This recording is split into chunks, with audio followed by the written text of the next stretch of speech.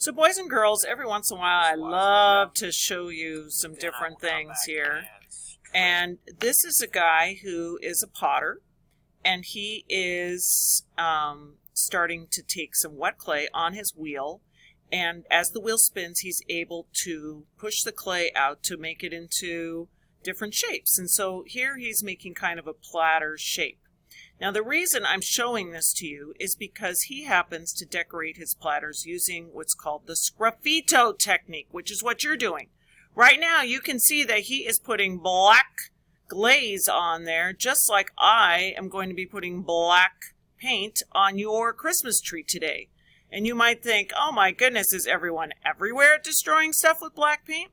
Well, let me show you. Right now, it's kind of cool too. You're able to see how he's taking the back of the plate and just using some tools to be able to slowly take some of the clay away. Doesn't that look satisfying? Slowly take some of the clay away so that there will be a little ridge on the bottom of this platter so that when you set it down on a tabletop or whatever, it doesn't wobble. And so it's kind of interesting to be able to watch this a minute, to be able to see how he gets that shape to go in the clay. Kind of makes me want to start doing pottery on a wheel right now. But back to our sgraffito. What I want you to see is that when he flips it over, he is using, like, wait just a minute, stop right there. Right there, he is getting a design in there. Now, does he have white paint? If you said no, you are correct. He does not have white paint. What it is instead is that this is black glaze, and he is using a sharp tool to scrape away.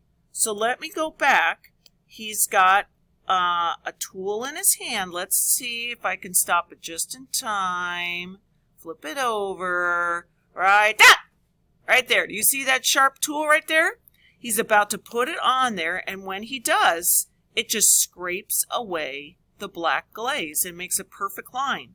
So this again is called sgraffito. It's Italian for scratch. He is scratching away the design, much like you're going to be doing today on your trees.